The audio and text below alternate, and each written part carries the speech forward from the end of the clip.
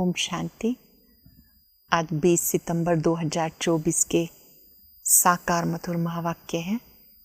शुक्रिया दिवस पर हम विश्व नियंता का शुक्रिया करते हैं जिन्होंने हमें शुभ भावना शुभ कामनाधारी बनाया। बहुत ही सुंदर बात आज बाबा ने सिखाई। जो बाबा के संस्कार वो ही आपके संस्कार। कई बच्चों में अभी तक फीलिंग के संस्कार, मैं मेरेपन के संस्कार हैं और वो ये कहते हैं क्या करें, मेरा पुराना संस्कार है। मेरा कहना मतलब रावण की प्रॉपर्टी को अपना बनाना। जो बाबा के संस्कार हैं वो ही आपके संस्कार हैं।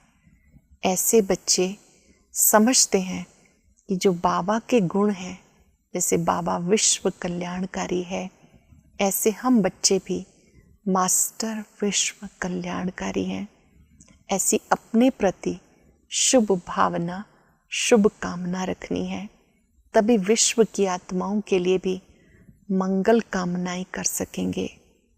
संगम युग का महत्व समझाते बाबा ने कहा, ये पुरुषोत्तम संगम युग सुहावना युग है, कल्याणकारी युग है। इसमें स्त्री पुरुष घर गृहस्थ में रहते भी पवित्र बनते हैं। इसी समय बाबा यूनिवर्सिटी खोलते हैं। ये यूनिवर्सिटी मनुष्य को देवता बनाने के लिए है। इसी में पढ़ाई पढ़कर आप मानव से देव बनते हो। साथ साथ बाबा ने संगम पर समझाया कि इस संगम युग पर स्वयं निराकार परमात्मा ब्रह्मातन में आते हैं और आकर आप आत्माओं का कल्याण करते हैं, ज्ञान देते हैं। अपने को आत्मा समझ मुझे याद करो। ये बात अन्य किसी यूनिवर्सिटी में नहीं पढ़ाई जाती। ये बात कि आपको फिर से देवता बनना है, ये बेहद का बाप ही समझाते हैं। बाबा ने कहा, भक्ति में कहते आए आत्मा निर्लेप है। ज्ञान मार्ग में समझ मिली, जो कुछ करते हैं आत्मा पे ही लेप चेप लगता है। इसलिए कहते हैं पाप आत्मा पुण्य आत्मा। इसी समय आप खुदाई खिदमतगार बने हो, खुदा के साथ सहयोगी बने हो। नई दुनिया बनाने में आपको बाबा की सेवा के लिए सदा तत्पर रहना है। बाबा की महिमा ज्ञान का सागर, शांति का सागर, प्यार का सागर, गुणों का सागर। इसी समय उस महिमा वाले बाप को आप मिलते हो, उनसे पढ़ते हो, वही आकर के आपको ये सत्य ज्ञान देते हैं। कोई भी इस सत्य को नहीं जानते हैं कि अब वो स्वयं आकर ये सत्य गीता ज्ञान दे रहे हैं। इस गीता ज्ञान से आत्मा पावन बनती है, फिर से मानव देव बनता है। सुनते हैं बाबा के मधुर बोल। बाबा ने कहा, मीठे बच्चे, तुम्हें बाप समान खुदाई खिदमतगार बनना है। तुम्हें बाप समान खुदाई खिदमतगार बनना है।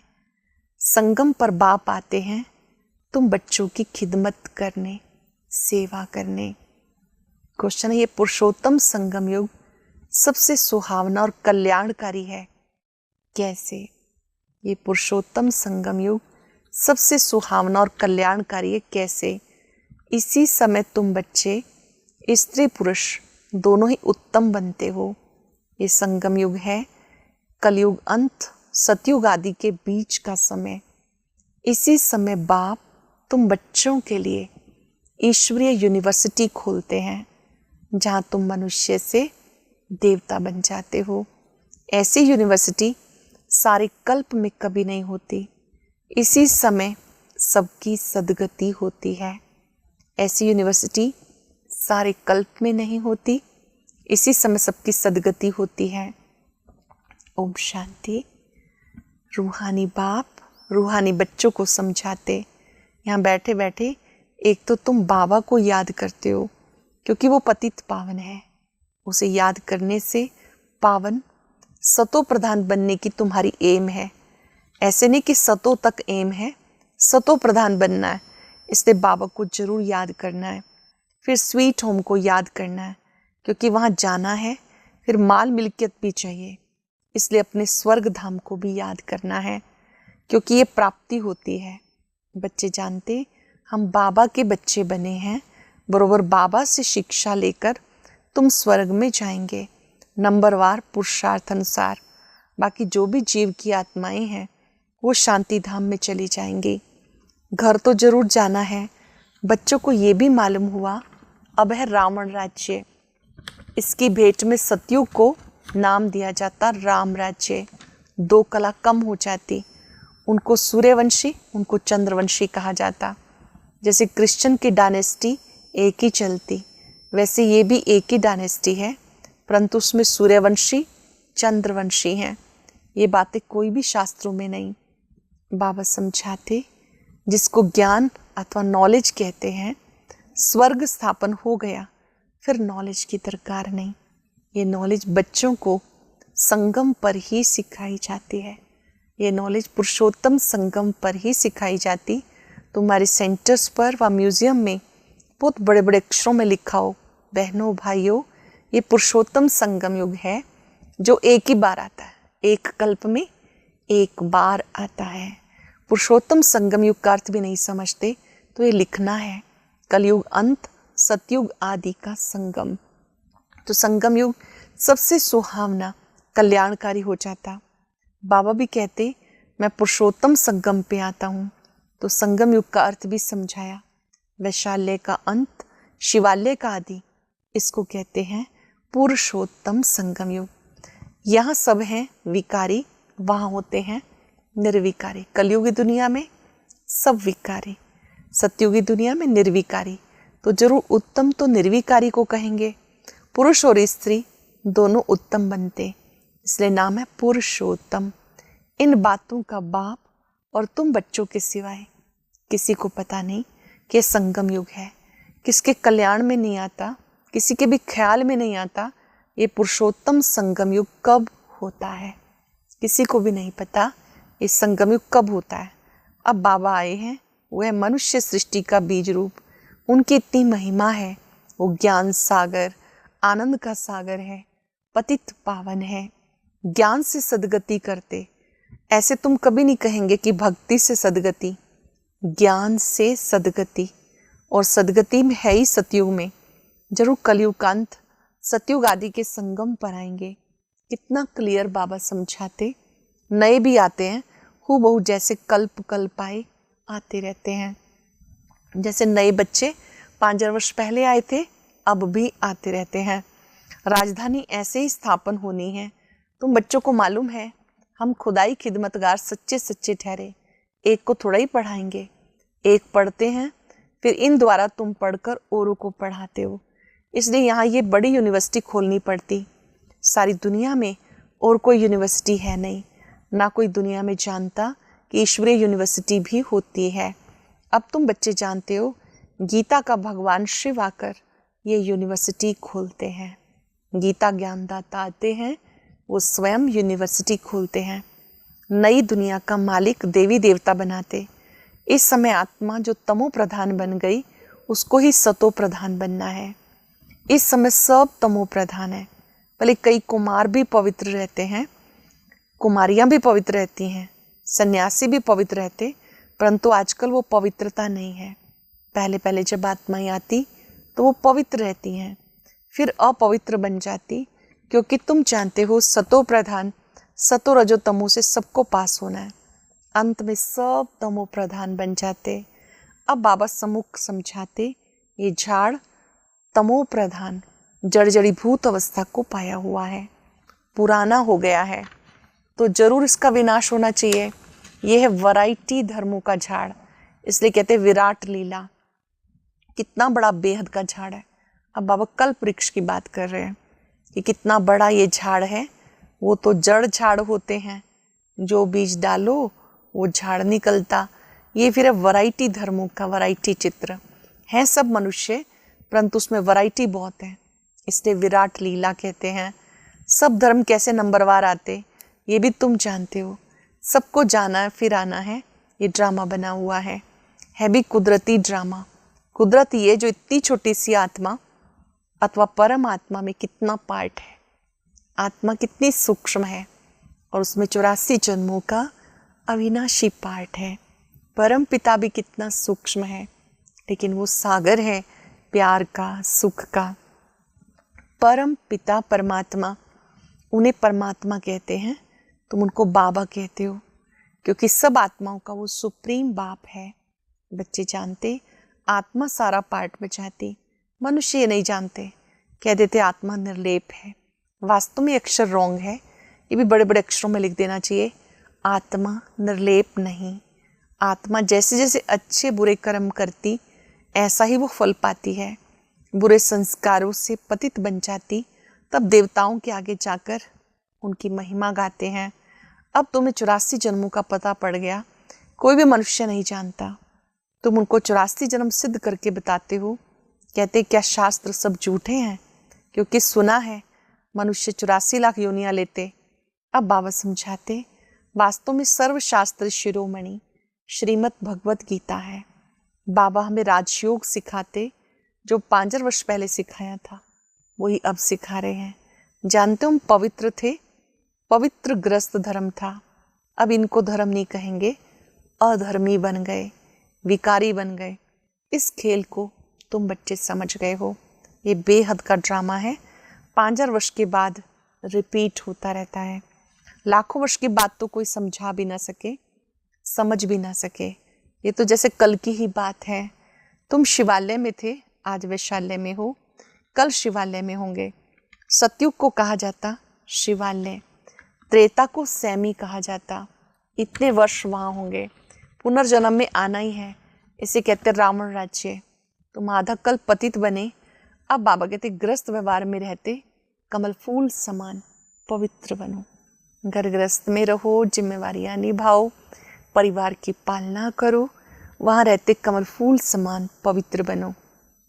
कुमार कुमारियां तो हैं ही पवित्र, उनको फिर समझाया जाता ग्रस्त में फिर जाना नहीं, जो फिर पवित्र होने का फिर पुरुषार्थ करना पड़े।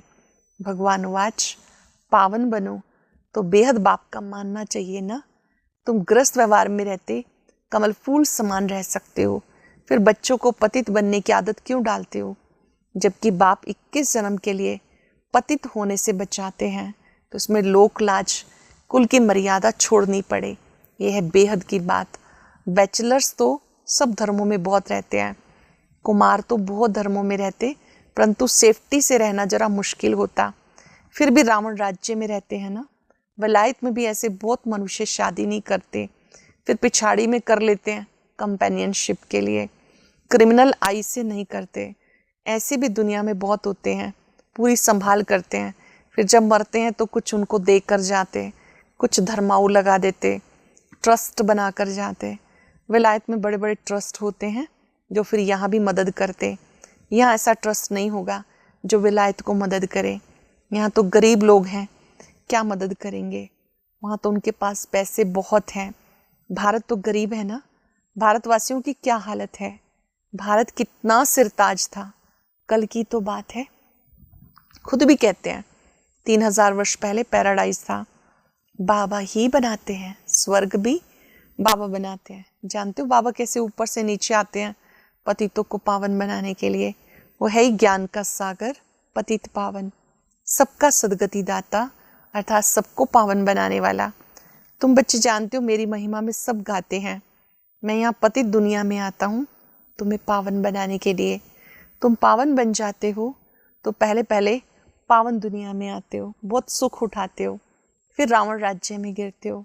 भले गाते हैं परम पिता परमात्मा ज्ञान का सागर, शांति का सागर, पतित पावन है, लेकिन वो कब आएंगे पावन बनाने, ये बात कोई भी नहीं जानते। महिमा गाते हैं लेकिन वो कब आते हैं पावन बनाने, ये बात कोई नहीं जानते। बाबा कहते तुम मेरी महिमा करते हो ना, अब मैं आया हूँ तुम्हें अपना परिचय दे रहा हूँ। हर 5 वर्ष के बाद पुरुषोत्तम संगम युग पे आता हूँ। कैसे आता हूँ वो भी समझाता हूँ। चित्र भी है। ब्रह्मा कोई सूक्ष्म वतन में नहीं होता, ब्रह्मा यहाँ है, ब्राह्मण भी यहाँ है, इसको ग्रेट ग्रेट ग्रैंडफादर कहते, जिसका फिर सिजरा बनता। मनुष्य सृष्टि का सिजरा प्रजापिता ब्रह्मा से ही चलेगा ना। प्रजापिता है तो जरूर उनकी प्रजा होगी। कुक वंशावली तो हो ना सके, जरूर एडॉप्टेड होगी। ग्रेट ग्रेट ग्रैंडफादर तो जरूर एडॉप्ट किया होगा। तुम सब एडॉप्टेड बच्चे हो। अब तुम ब्राह्मण बने हो, तुम्हें देवता बनना है। शिव बाबा ने ब्रह्मा तन के द्वारा हम सबको अडॉप्ट किया। हम ब्रह्मा के बच्चे, ब्राह्मण, ब्रह्मा कुमार कुमारियाँ, फिर देवता बनते हैं। शूद्र से ब्राह्मण, फिर ब्राह्मण से देवता। ये बाजोली का खेल है, विराट रूप का चित्र है ना। वहाँ से सबको यहाँ आना है जरूर। जब सब आ जाते हैं फिर क्रिएटर भी आते हैं। ये क्रिएटर डायरेक्टर है, एक्ट भी करते हैं। शिव बाबा क्रिएटर है, डायरेक्टर है, एक्ट भी करते हैं। कहते हे आत्माएं, तुम मुझे जानते हो, तुम आत्माएं मेरी सब बच्चे हो। सब आत्माओं को बाबा कह रहे हैं तुम आत्माएं मेरे बच्चे हो। तुमने पहले सत्युग में शरीरधारी बन कितना अच्छा सुख पार्ट बचाया। 84 जन्म के बाद तुम कितना दुख में आ गए। ड्रामा के क्रिएटर, डायरेक्टर, प्रोड्यूसर होते हैं ना। ड्रामा में क्रिएटर, डायरेक्टर, प्रोड्यूसर होते हैं। यह बेहद का ड्रामा, बेहद ड्रामा को कोई भी नहीं जानते। भक्ति मार्ग में ऐसी ऐसी बातें बताते जो मनुष्यों की बुद्धि में वही बैठ गई। जो कुछ सुनते आए, सत्यवचन महाराज कहते आए, बुद्धि में बैठता चला गया। बाबा कहते मीठे मीठे बच्चे, ये भक्ति के शास्त्र हैं। भक्ति की ढेर सामग्री है। जैसे बीज की सामग्री झाड़ है, इतने छोटे बीज से झाड़ कितना फैल जाता है। भक्ति का इतना विस्तार है। ज्ञान तो बीज है, बाकी उसमें कोई भी सामग्री की दरकार नहीं रहती। बाबा कहते अपने को आत्मा समझ, मुझे याद करो, और कोई व्रत नेम नहीं, सब बंद हो जाता। तुम्हें सदगति मिल जाएगी, फिर कोई बात की दरकार नहीं। तुमने बहुत भक्ति की, अब तुम्हें उसका फल देने आया हूँ। जो बहुत भक्ति की उसका फल देने आया हूँ। देवताएं शिवालय में थे, तब मंदिर में जाकर उनकी महिमा गाते। अब बाबा कहते मीठे मीठे बच्चे, मैंने 5000 वर्ष पहले तुम्हें समझाया था। कौन सी बात? अपने को आत्मा समझ, मुझे याद करो। दे के सब संबंध भूलो, मुझे याद करो। इस योग अग्नि से पाप भस्म हो जाएंगे। बाबा जो कुछ अब समझाते, कल्प कल्प समझाते आए। गीता में भी कोई कोई अक्षर अच्छे हैं। मन मना भव, अर्थात मुझे याद करो। शिव बाबा कहते मैं भी यहाँ आया हूँ। किसके तन में आता हूँ मैं वो भी बताता हूँ। ब्रह्मा तन के द्वारा सब वेदों शास्त्रों का सार सुनाता हूँ। चित्र भी दिखाते हैं लेकिन अर्थ नहीं समझते।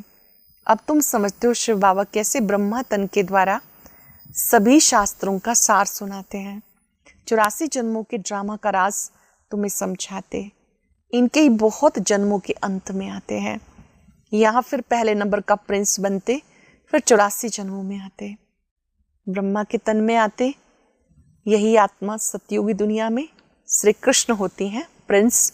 फिर 84 जन्म के बाद लास्ट में ब्रह्मा बनते हैं। अच्छा मीठे मीठे सिकिलदे बच्चों प्रति माता पिता बाप दादा का याद प्यार गुड मॉर्निंग। रूहानी बाप की रूहानी बच्चों को नमस्ते। रूहानी बच्चों की रूहानी बाप दादा को याद प्यार नमस्ते गुड मॉर्निंग। शुक्रिया बाबा, शुक्रिया। धारणा के लिए सार। इस रावण राज्य में रहते पतित लोकलाज कुल की मर्यादा को छोड़ बेहद बाप की बात माननी है। गर्भग्रस्त में रहते कमल फूल समान रहना है। इस वैरायटी लीला को अच्छी तरह से समझना है। इसमें पार्ट बजाने वाली आत्मा निर्लेप नहीं, अच्छे बुरे कर्म करती है, उसका फल पाती है।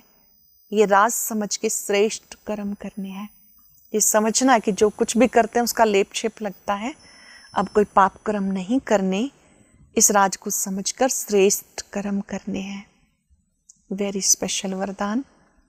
बाप के संस्कारों को अपने ओरिजिनल संस्कार बनाने वाले शुभ भावना शुभ कामनाधारी भव। बाप के संस्कारों को अपने ओरिजिनल संस्कार बनाने वाले शुभ भावना शुभ कामनाधारी भव। अब तक कई बच्चों में फीलिंग के किनारा करने के, पर चिंतन करने के भिन्न भिन्न संस्कार हैं।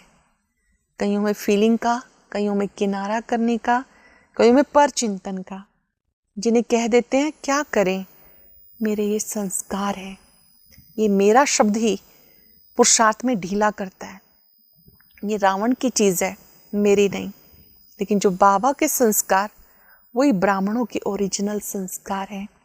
जो बाबा के संस्कार वो ब्राह्मणों के ओरिजिनल संस्कार हैं। और वो संस्कार हैं विश्व कल्याणकारी, शुभ चिंतनधारी, सबके प्रति शुभ भावना, शुभ कामनाधारी। बाबा के संस्कार विश्व कल्याणकारी, शुभ चिंतनधारी, सबके प्रति शुभ भावना, शुभ कामनाधारी। स्लोगन है, जिनमें समर्थी है वही सर्व शक्तियों के खजाने का अधिकारी है। जिनमें समर्थी है वो सर्व शक्तियों के खजाने का अधिकारी है। आज हम सब दिल से बाबा का शुक्रिया करेंगे। मैं बाप समान विश्व कल्याणकारी आत्मा हूँ।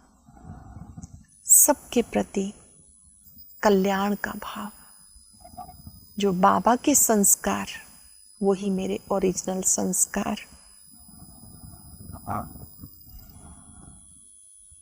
गहराई से विचार करें, बाबा के संस्कार कैसे हैं। बाबा सभी के लिए कैसा सोचते हैं, कैसा बोलते हैं। मैं बाप समान विश्व कल्याणकारी आत्मा हूं, शुभ चिंतनधारी आत्मा हूं।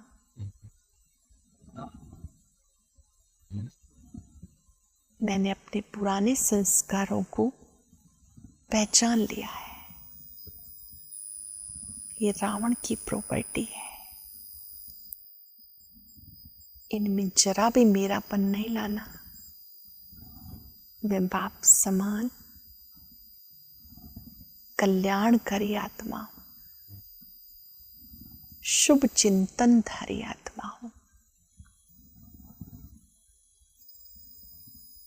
बाबा की शक्तियां दूर दूर तक फैलाएं। इस एक संकल्प के साथ, सबका भला हो, सब सुख पाए। सबका भला हो, सब सुख पाए। मैं विश्व कल्याणकारी आत्मा हूं, शुभ भावना, शुभ कामनाधारी आत्मा हूं। ओम शांति। कुछ नए भाई बहनों को अक्सर मुरली में आने वाली कहानियों के बारे में मालूम नहीं होता, जिनमें ज़्यादातर हमारे ही यादगार होते हैं। तो उन्हीं में से एक कहानी आज हम सुनेंगे। उसके लिए ऊपर दिए गए बॉक्स पर क्लिक करें।